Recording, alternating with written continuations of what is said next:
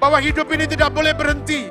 Kita harus tetap berjalan maju. Kita harus terus melanjutkan perjalanan ini. Apapun yang kita hadapi. Itulah sebabnya arahkan mata kita kepada Tuhan yang menyertai. Dan bukan kepada jalan yang sedang engkau lalui.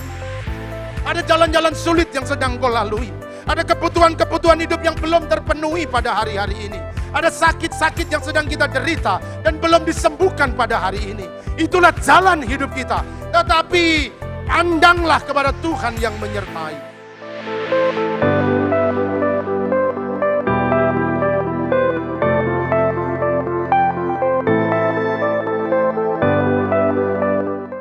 Saudaraku, kita menyadari bahwa sejatinya hidup ini adalah tentang menunggu.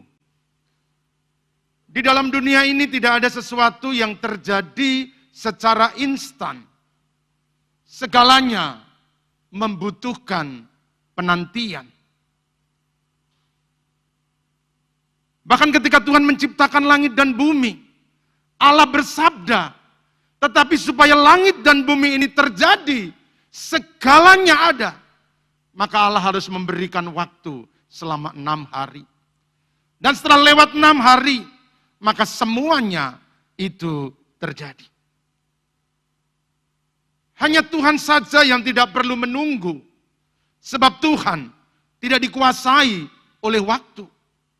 Tetapi kita manusia yang dikuasai oleh waktu, yang hidup di dalam penguasaan waktu, maka kita harus bersedia untuk menanti sampai segala sesuatu yang kita nanti itu terjadi. Nah, saudara-saudaraku yang dikasihi oleh Tuhan, pada bagian-bagian awal tentang ruang tunggu kita sudah mempelajari alasan-alasan mengapa Tuhan mengizinkan, Tuhan membawa anak-anaknya untuk masuk di ruang tunggu. Yang pertama, ini sudah kita pelajari, tapi saya ingin menyegarkan kembali ingatan kita. Bahwa ruang tunggu itu melatih kesabaran. Kesabaran tidak ditumbuhkan melalui proses yang instan. Kesabaran itu berkembang melalui sebuah penantian. Orang-orang yang sabar, dia akan setia menanti sampai semua janji itu digenapi. Saudaraku yang dikasihi oleh Tuhan, kalau semuanya mudah untuk didapatkan, lalu di manakah kesabaran akan berkembang? Kalau segala sesuatunya cepat untuk bisa didapatkan, lalu di manakah kesabaran kita akan bertumbuh dengan kuat? Kesabaran akan bertumbuh dengan pesat. Kesabaran akan kuat.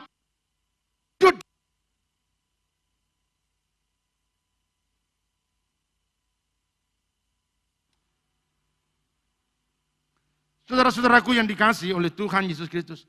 Itulah sebabnya, kalau hari-hari ini, saudara juga masih ada di ruang tunggu. Menanti jawaban doa.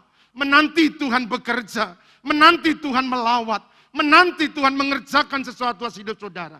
Bersabarlah. Sebagaimana pujian berkata, Allah tidak pernah terlambat. Dia datang pada waktu yang tepat. Tetaplah ada di ruang tunggu. Karena di sana kesabaranmu sedang dinaikkan. Kesabaran kita sedang ditumbuhkan. Kesabaran kita sedang dikembangkan. Yang kedua, kenapa kita ada di ruang tunggu? Karena di ruang tunggu kita menanti untuk diperlengkapi dengan kuasa ilahi. Jemaat yang dikasihi oleh Tuhan, sadarilah bahwa kemenangan-kemenangan dalam pertandingan iman itu tidak ditentukan oleh karena kebesaran, bukan juga ditentukan oleh karena kekuatan, apalagi oleh karena kepintaran. Kemenangan kita dalam menghadapi peperangan iman itu ditentukan oleh karena kuasa Tuhan yang bersama-sama dengan kita. Oleh karena itu orang-orang yang mau menang, dia tahu bagaimana menunggu di ruangnya Tuhan. supaya diperlengkapi dengan kuasa dari tempat yang maha tinggi. Murid-murid tahu sebelum mereka pergi memberitakan Injil, maka mereka menanti 10 hari di loteng Yerusalem sampai mereka diperlengkapi dengan kekuatan dari tempat yang maha tinggi. Kalau 1 minggu ke depan saudara ingin merasakan kemenangan, akan ada tantangan, akan ada kesulitan, ada masalah yang kau hadapi. Masuklah ke ruang tunggunya Allah. Katakan, tanpamu kami nggak mampu. Kami butuh kuasa-Mu Tuhan. Kami butuh kekuatan-Mu Tuhan. Orang-orang yang maju bersama dengan Tuhan, mereka akan menjadi nomor 1. Orang-orang yang berperang bersama dengan Tuhan, merekalah yang akan meraih kemenangan. Majulah, karena ada penyertaan Tuhan. Ada kuasa Roh Kudus yang diberikan bagi gerejanya. Dan yang ketiga, bahwa ruang tunggu adalah tempat di mana Allah menguji iman kita. Iman yang sejati diketahui setelah diuji. Dan salah satu ujian adalah saat Tuhan membiarkan kita menunggu di ruang tunggu. Banyak orang berguguran. Bukan karena besarnya persoalan yang mereka hadapi. Banyak orang kalah. Bukannya besarnya masalah yang mereka hadapi. Tetapi kadang-kadang lamanya menunggu. Itu yang menjadi beban, persoalan terasa berat. Hal-hal yang ringan itu akan terasa berat kalau kita memegangnya terlalu lama. Dan itulah ujian dari iman kita. Saudara-saudaraku yang dikasihi oleh Tuhan Yesus Kristus, pagi hari ini mari kita akan melihat pada bagian yang keempat, dan ini akan menjadi pokok bahasan kita pada hari ini. Yang keempat, di ruang tunggu kita mendapatkan kekuatan yang baru. Amin. Di ruang tunggu kita mendapatkan kekuatan yang baru. Mari kita membaca dalam Yesaya pasal yang ke-40, ayat 30 dan 31. Silakan saudara buka Alkitab saudara, atau saudara bisa melihat melalui layar LED. Saya akan bacakan buat saudara. Yesaya 40 ayat 30 dan 31. Orang-orang muda menjadi lelah dan lesu, dan teruna-teruna jatuh tersandung. Tetapi orang-orang yang menanti-nantikan Tuhan mendapat kekuatan yang baru. Mereka seumpama Raja Wali yang naik terbang dengan kekuatan sayapnya. Mereka berlari dan tidak menjadi lesu. Mereka berjalan dan tidak menjadi lemah. Haleluya. Saudara-saudaraku, ruang tunggu bukan hanya tempat untuk kita menanti waktunya berlalu. Tetapi ruang tunggu adalah tempat di mana kita dapat menemukan kekuatan yang baru. Di tengah-tengah masa sukar yang kita hadapi pada hari-hari ini, kita butuh kekuatan yang baru. Di tengah-tengah keadaan yang penuh dengan masalah, kita butuh kekuatan yang datang dari Allah, supaya kita terus mampu untuk melangkah menghadapi hari-hari depan yang akan kita lewati. Tanpa kekuatan baru, maka kita akan lelah dalam perjalanan.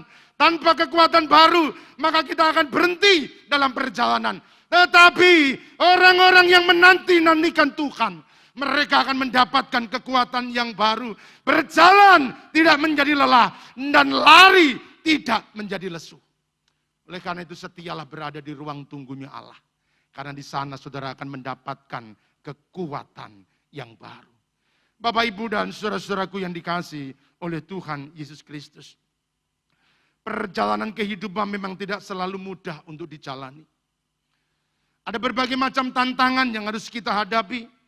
Ada kesulitan-kesulitan yang mungkin saudara alami. Dan ada berbagai persoalan-persoalan hidup yang mewarnai kehidupan kita. Saya ingin sampaikan kepada saudara sekalian, bahwa sesungguhnya lelah itu lumrah. Sebab kita adalah manusia yang lemah. Namun jangan pernah menyerah. Jika engkau lelah, masuklah ke ruang tunggunya Allah. Di sana engkau akan mendapatkan kekuatan yang baru. Siapa orang yang gak pernah lelah? Siapa orang yang gak pernah mengalami kecapean? Kadang-kadang kita mengangkat tangan dan kita berkata, stop Tuhan, aku gak kuat lagi. Bukankah pandemi yang terjadi selama kurang lebih 1,5 tahun yang kita lewati bersama? Dan banyak orang mulai berguguran. Orang mulai lemah menghadapi semuanya itu. Dari media-media online sudah bisa melihat bagaimana di setiap kota orang mulai mengangkat bendera putih. Tanda menyerah. Nggak kuat lagi, nggak mampu lagi menghadapi pandemi ini. Usahanya turun drastis, penghasilannya menurun, hasil yang dia dapatkan hanya sedikit, sementara beban yang dipikul sangat begitu besar. Dan itulah sebabnya mereka menjadi lelah. Tapi hari ini ada berita baik buat anak-anak Tuhan. Karena orang-orang yang lelah, mereka tahu di mana mendapatkan kekuatan yang baru. Orang-orang muda menjadi lelah dan lesu. Teruna-teruna jatuh tersandung. Tetapi orang-orang yang menanti-nantikan Tuhan mendapat kekuatan yang baru. Mereka seumpama Raja Wali yang naik terbang dengan kekuatan sayapnya. Berlari dan tidak menjadi lesu. Berjalan dan tidak menjadi lelah. Saudaraku yang dikasihi oleh Tuhan. Jika engkau lelah, jangan menyerah.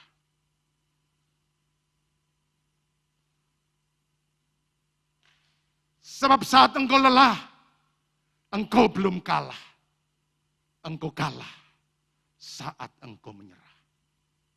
Oleh sebab itu kelelahan-kelelahan yang engkau alami, karena banyaknya persoalan yang engkau hadapi. Hari ini ada berita baik yang firman Tuhan sampaikan. Orang-orang yang menanti-nantikan Tuhan, mereka akan mendapatkan kekuatan yang baru. Minggu lalu Bapak Gembala sudah menjelaskan hal ini. Bahwa orang-orang yang menantikan Tuhan adalah orang-orang yang melilitkan dirinya dengan Allah. Kafal dengan Tuhan. To bind together by twisting. Mereka menyatu dengan Allah. Dan orang-orang yang tahu bersatu dengan Tuhan. Maka mereka akan selalu mendapatkan aliran kekuatan. Berjalan tidak menjadi lelah. Dan berlari tidak menjadi lesu. Bapak, Ibu, dan saudara-saudaraku yang dikasihi oleh Tuhan Yesus Kristus. Pagi hari ini saya ingin mengajak kita belajar bersama-sama. Bagaimana seekor burung Raja Wali. Dia memperbaharui kekuatannya. Sehingga kelelahan-kelelahan yang dia alami berubah menjadi sebuah kekuatan yang baru. Mereka bisa terus mengembangkan sayapnya, terbang tinggi untuk mengatasi semua tantangan di angkasa. Bapak, Ibu, dan saudara-saudaraku yang dikasihi Tuhan. Kita semua tahu bahwa Raja Wali dikenal sebagai penguasa langit. Tidak ada burung yang mampu menandingi Raja Wali. Ketika burung-burung yang lain bersembunyi, tatkala badai datang, Raja Wali justru menghadang datangnya badai. Itu kehebatan Raja Wali. Raja Wali tidak takut dengan badai. Raja Wali tidak takut dengan angin yang kencang. Justru ketika angin kencang itu datang, maka Raja Wali akan mengembangkan sayapnya dan terbang bersama-sama dengan badai. Masih ingat Kristen Raja Wali?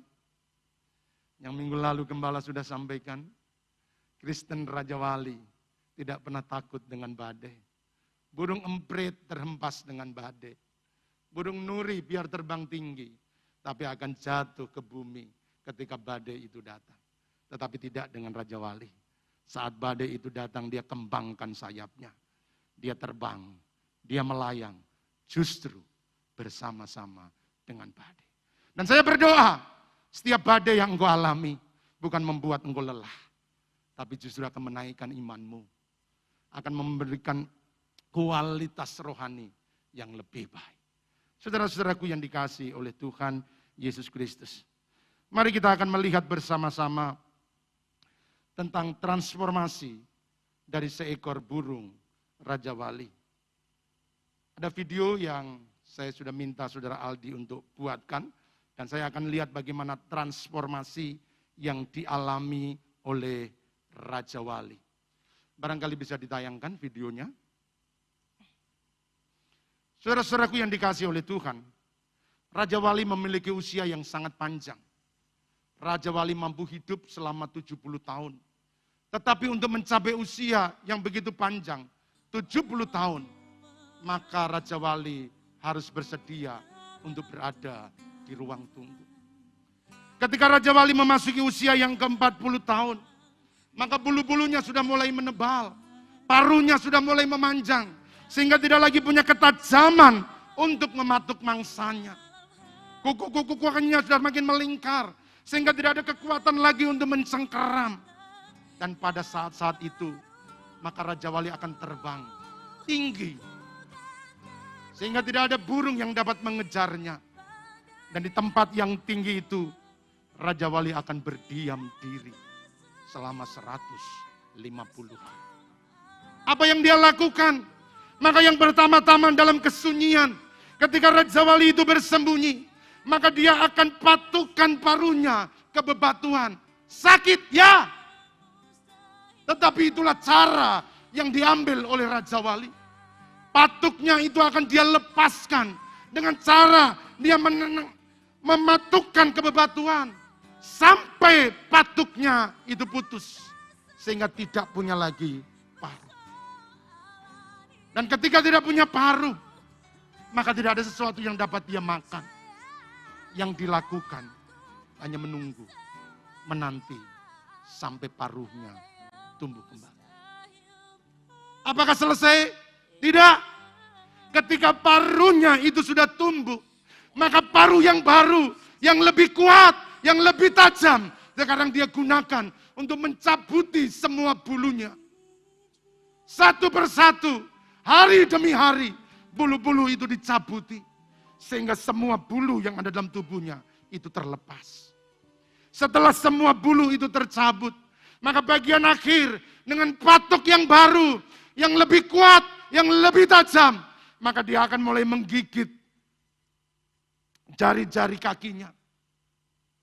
Dia akan lepaskan kuku yang ada di kakinya. Dan semuanya terlepas.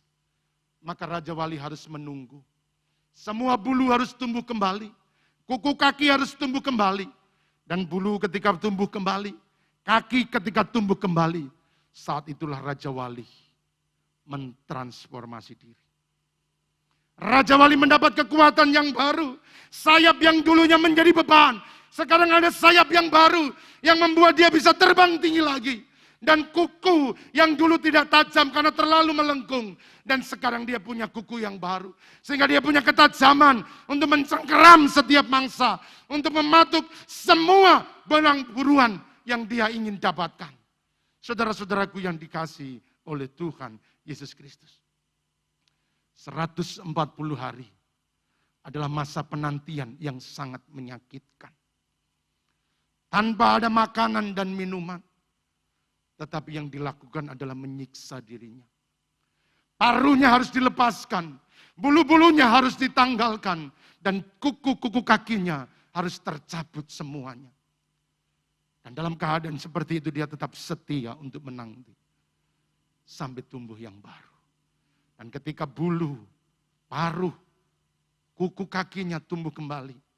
Maka saat itulah Raja Wali mendapat kekuatan yang baru. Menanti memang tidak menyenangkan. Kadang-kadang menyakitkan. Ketika kita melihat orang lain kelihatannya sukses. Orang lain ketika hidupnya seenak-enak saja. Semua sepertinya bahagia. Tetapi kita harus tetap menanti di ruang tunggunya Tuhan. Ada kepedihan. Ada rasa sakit. Ada kesedihan yang kita alami. Bahkan tidak jarang ada air mata yang harus kita teteskan. Setialah di ruang tunggu. Sebab di sana engkau akan mendapat kekuatan yang baru. Saudara-saudaraku yang dikasihi oleh Tuhan. Pelajaran apakah yang dapat kita ambil dari Raja Wali saat dia ada di ruang tunggu? Yang pertama, mari kita belajar bersama-sama. Di ruang tunggu, Raja Wali berubah untuk mendapat kekuatan yang baru.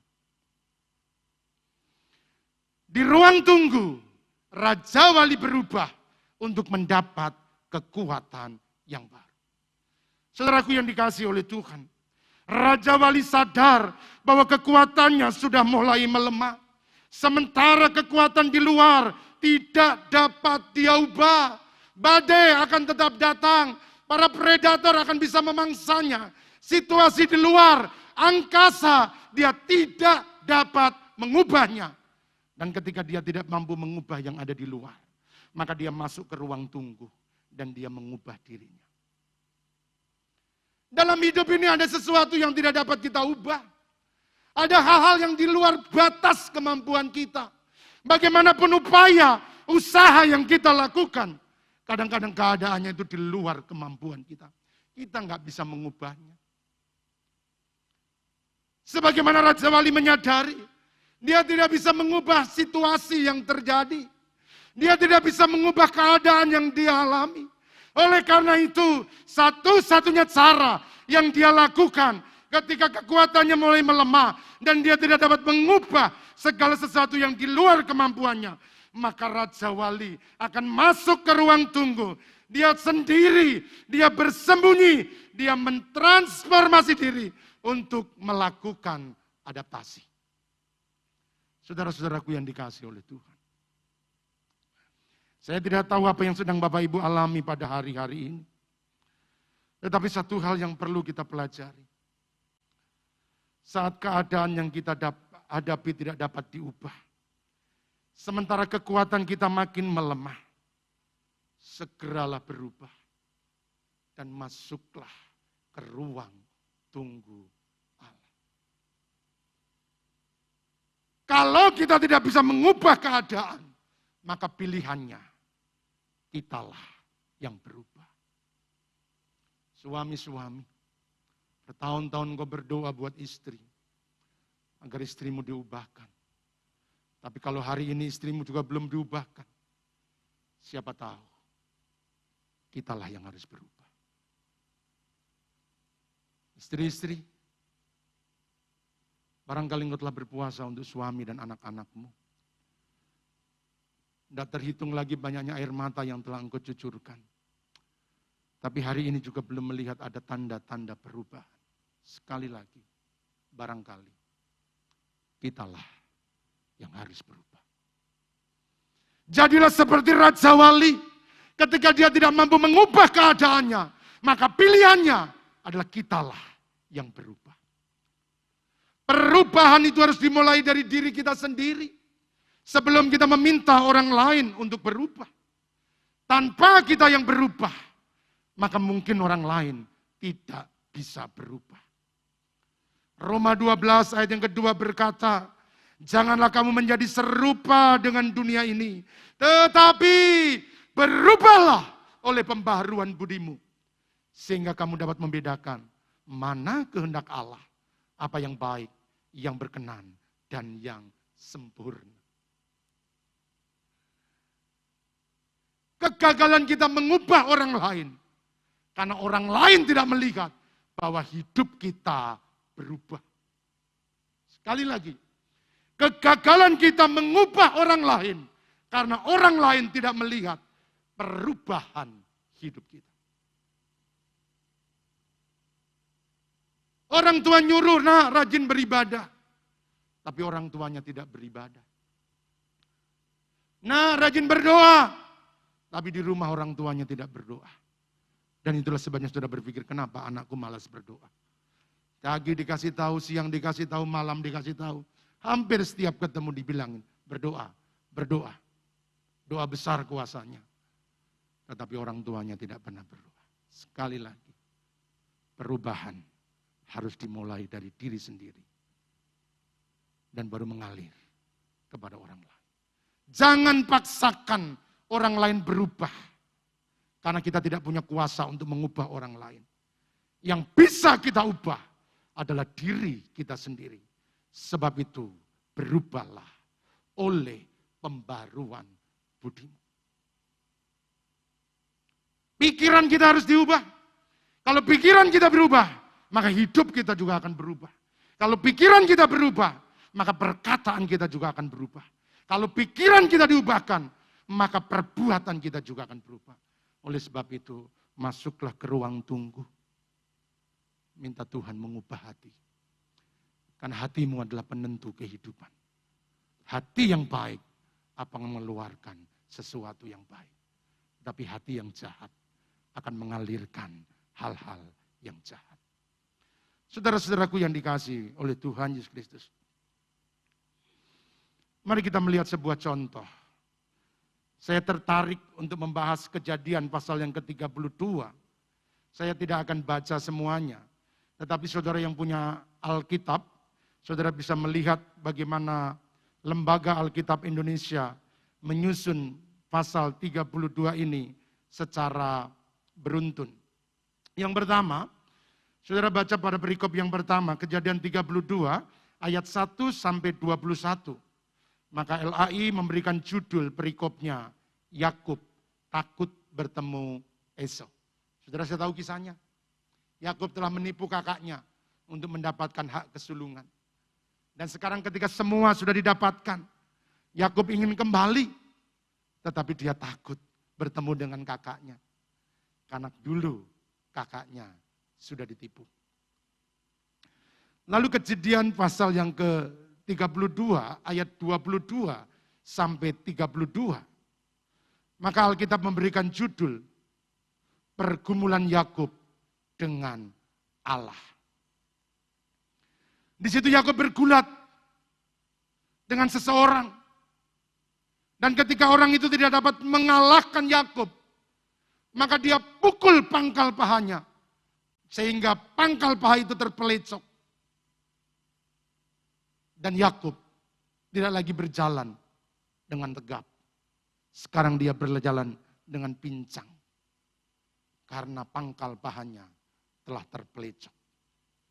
Dan bagian yang ketiga, ayat pasal 33 ayat 1 sampai dengan 20.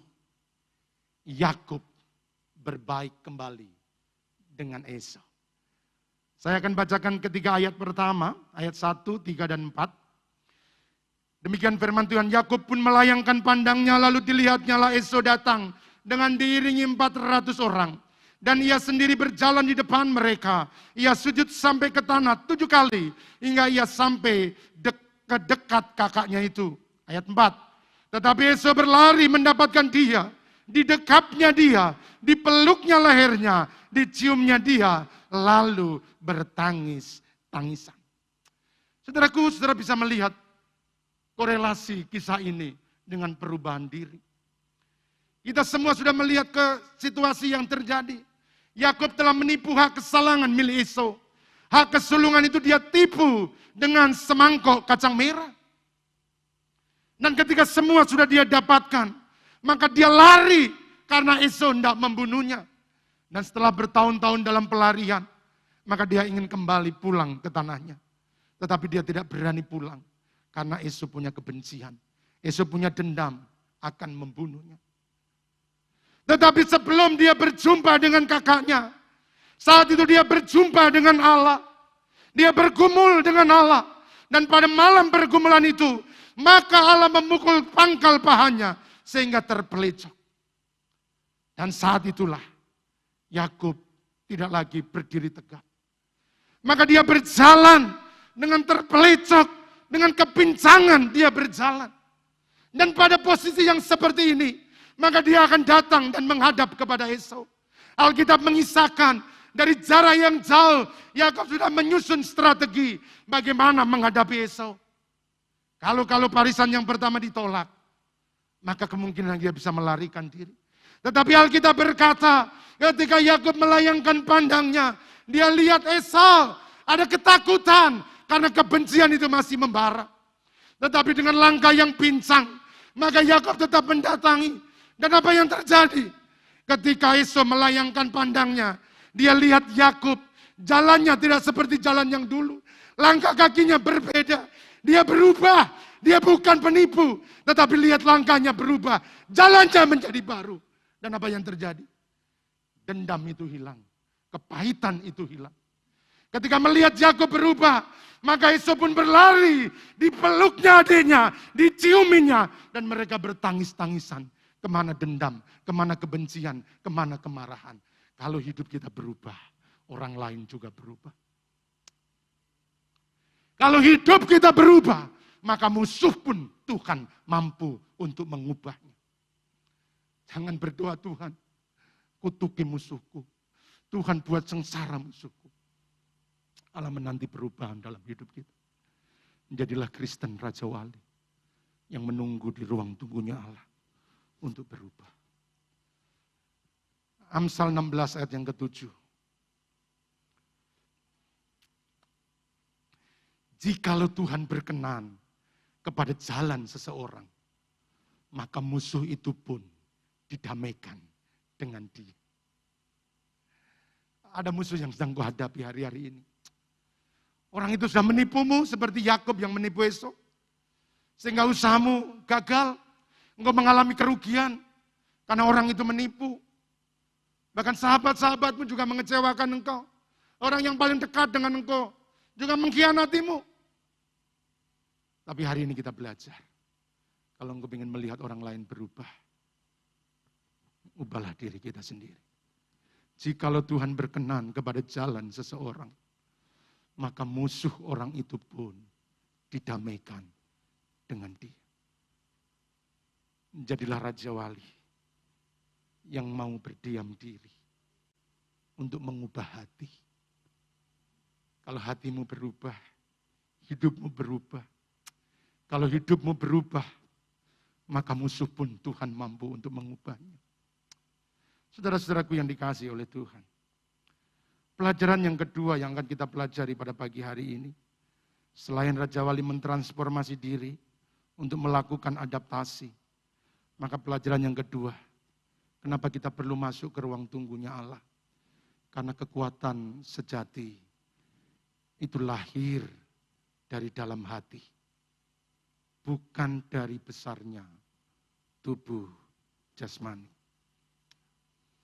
Kiranya Kristen-Kristen Raja Wali sebagai pengikut Kristus yang sejati, sebagai mempelai Kristus, gereja yang sempurna dan Hawa yang akhir. Saudara mengenali bahwa kekuatan sejati itu lahir dari dalam hati. Bukan karena besarnya tubuh jasmani. Saudaraku, percayalah bahwa kekuatan atau tidaknya seseorang itu tidak ditentukan oleh ukuran tubuhnya, tetapi oleh ukuran hatinya. Kekuatan yang sejati itu bersumber dari dalam hati dan bukan dari besarnya tubuh jasmani. Karena fakta telah menunjukkan seperti ini. Bahwa orang-orang yang besar tubuhnya belum tentu menjadi orang yang paling berani. Mereka yang kekar badannya belum tentu menjadi orang yang paling punya nyali. Karena kekuatan, keberanian itu tumbuh bukan dari besarnya otot yang kita miliki, tetapi dari hati. Dalam kitab Amsal pasal yang ke-24 ayat yang ke-10. Alkitab berkata demikian. Jika engkau tawar hati pada masa kesesakan, kecillah kekuatanmu. Perhatikan. Jika engkau tawar hati pada masa kesesakan, maka kecillah kekuatanmu. Kuat atau tidak, bukan tentang ukuran badan. Kuat atau tidak, itu adalah ukuran hati. Orang-orang yang mengalami ketawaran hati, maka kecillah kekuatannya. Orang-orang yang mengalami kecut hati, maka mereka tidak memiliki kekuatan untuk menghadapi hal-hal yang terjadi. Tapi hari ini kita bersyukur karena sumber kekuatan kita adalah Tuhan Allah yang besar. Oleh karena itu dalam hidup ini, yang utama bukan badan ini yang dibesarkan, tetapi hati inilah yang harus dibesarkan. Karena ukuran hatimu akan menentukan ukuran kekuatan kita. Seberapa hati kita, maka seberapa itu pula kekuatan yang kita miliki. Orang-orang yang paling kuat adalah mereka yang memiliki hati yang besar untuk menghadapi segala persoalan.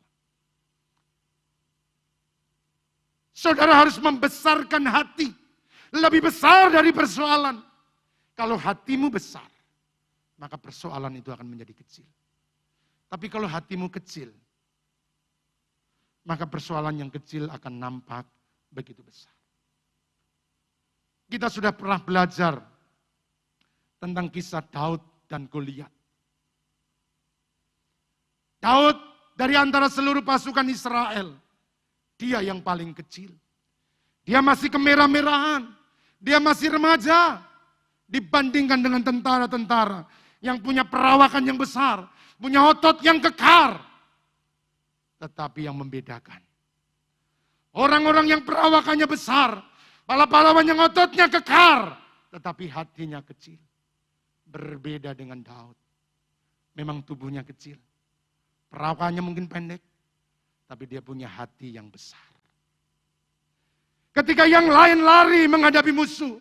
Ketika yang lain kocar-kacir menghadapi Goliat. Tetapi Daud justru datang dengan penuh keberanian. Dia berkata, kalau dulu Allah melepaskan aku dari cakar singa dan beruang. Maka hari ini Tuhan juga akan melepaskan aku dari tangan orang yang tak bersunat itu. Wow. Di mana raja? Di mana pasukan? Apa artinya kekuatan? Apa artinya persenjataan? Kalau hati kita kecil. Banyak orang gak maju dalam usaha. Bukan karena kurangnya modal. Tetapi karena punya hati yang kecil. Sudah dimodali, aduh Pak. Zaman ini sulit Pak. Usaha apapun hari ini susah. Apalagi masa pandemi. Jualan nasi, udah banyak Pak jualan nasi. Jualan gorengan, wah banyak Pak. Bukan kekurangannya fasilitas yang membuat kita tidak maju. Karena hatimu sangat terbatas. Hatimu gak bisa berkembang. Itulah sebabnya hidupmu gak bisa berkembang. Tapi orang-orang yang membesarkan hati, maka hidupnya akan menjadi besar. Saudara-saudaraku yang dikasihi oleh Tuhan. Dari mana Daud memiliki kekuatan yang luar biasa? Dari mana Daud punya keberanian yang luar biasa? Rahasianya. Sebelum Daud tampil ke medan pertempuran, Daud lama sudah diam di ruang tunggunya Allah.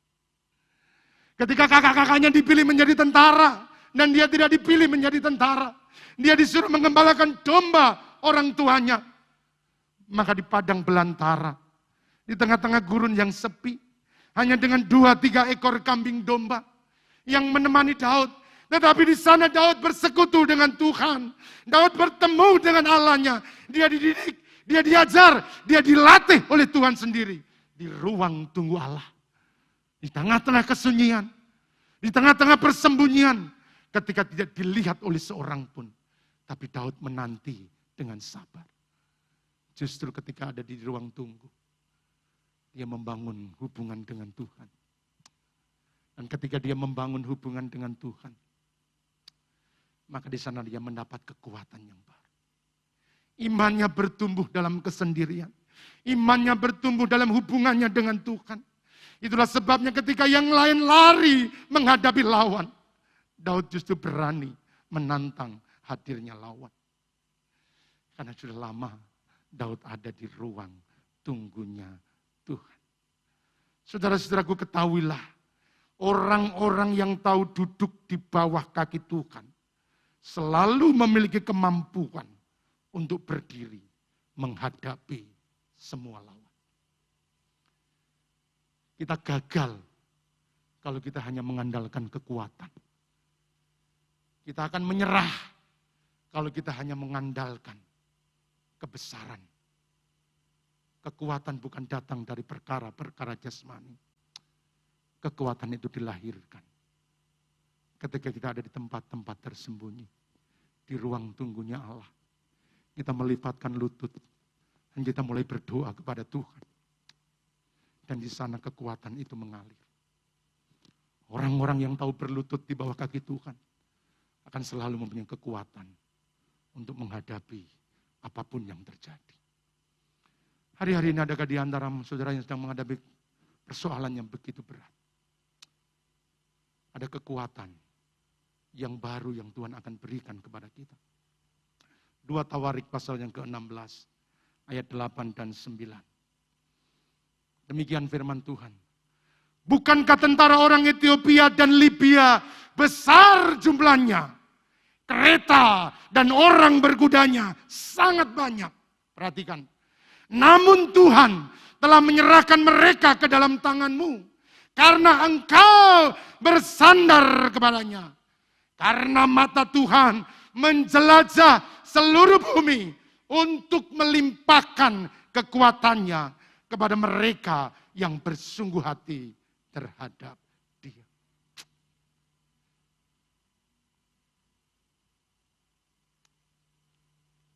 Apapun yang sedang kau hadapi, bersandarlah kepada Tuhan. Lipatkan lutut dan masuklah ke ruang tunggu Allah. Matanya menjelajah ke seluruh bumi. Ketika orang yang paling dekat tidak tahu apa yang kau alami. Saudaramu juga menutup mata dengan persoalan yang kau alami. Tapi mata Tuhan menjelajah ke seluruh bumi. Di tempat-tempat yang tersembunyi.